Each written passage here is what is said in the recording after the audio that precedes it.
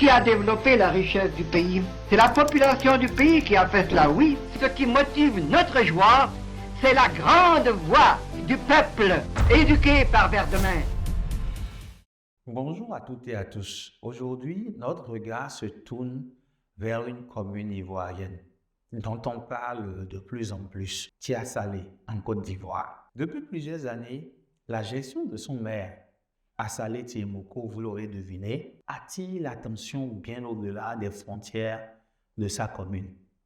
Transparence, reddition des comptes, participation citoyenne, modernisation des infrastructures, investissement dans l'éducation et la santé. Autant d'initiatives qui lui ont valu d'être souvent citées comme un exemple.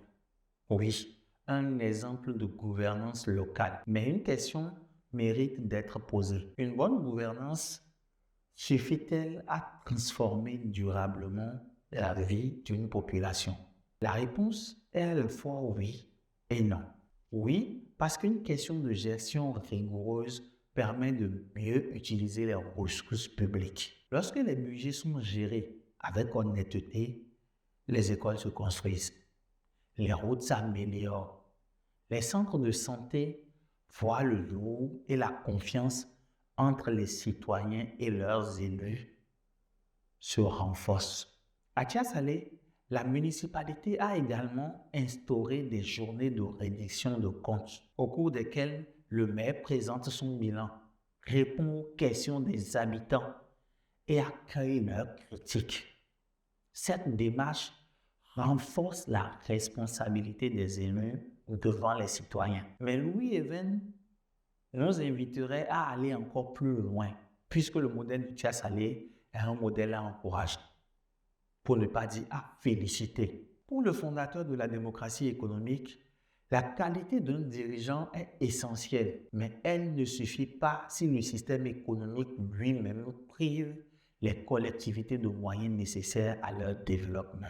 Car même le meilleur maire du monde ne peut distribuer que les ressources dont il dispose. Si les communes dépendent de budgets suffisants, si les États sont lourdement endettés, si les populations disposent d'un faible pouvoir d'achat, les marges d'action des élus restent limitées. Louis Even rappelait que la distribution véritable de la richesse d'une nation ne réside pas d'abord dans l'argent disponible, mais dans ses terres, ses travailleurs, ses compétences, ses entreprises, ses ressources naturelles et son génie créateur. Oui, le génie créateur des habitants.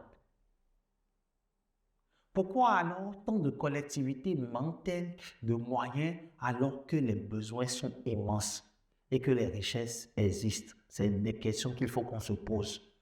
Nos États sont riches, nos communes sont riches. Les sous-sols de nos communes sont riches. C'est là que la démocratie économique apporte une réflexion originale. Selon Louis Even, les progrès scientifiques, techniques et économiques appartiennent à toute la société. Ils devraient permettre d'assurer à chaque citoyen un pouvoir d'achat suffisant sans obliger les collectivités à vivre dans une dépendance permanente de la dette à des ressources limitées. Imaginons un instant qu'une commune comme Tia Salé dispose de ressources financières mieux adaptées aux richesses réellement produites sur son territoire. Les projets de développement pourraient être accélérés. Les jeunes seraient davantage soutenus naturellement parce que les moyens seront mis à leur disposition. Les infrastructures pourraient se multiplier. Les stades, les centres de santé, les autoroutes. Et ainsi, les familles bénéficieraient d'un meilleur niveau de vie. Autrement dit, une bonne gouvernance produirait encore plus de résultats. Le mérite d'une administration locale est de bien gérer ce qu'elle reçoit comme subvention de l'État. Mais le mérite d'un système économique est de fournir aux collectivités les moyens correspondant aux richesses qu'elle crée réellement.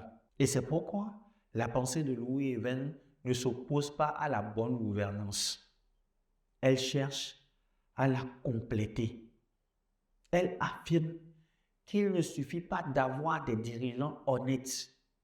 Il faut également un système monétaire, un système économique qui mette la finance au service de la population et non l'inverse, pas que la population au service de la finance. En conclusion, l'expérience de Tia Saleh montre qu'une gestion transparente, responsable et proche des citoyens peut transformer une commune et restaurer la confiance entre les élus et les administrés. Mais elle rappelle aussi que les défis du développement local dépassent l'action d'un seul maire. Comme l'aurait sans doute formulé Louis Even, la bonne gouvernance est la clé de la maison, mais la démocratie économique en est la fondation. Lorsqu'un dirigeant intègre rencontre un système économique véritablement au service de l'homme, alors le développement cesse d'être une promesse pour devenir une réalité durable. C'est cette alliance entre responsabilité politique et justice économique qui peut ouvrir à l'Afrique les portes d'un développement authentique, fondé sur la dignité de chaque personne et le bien commun.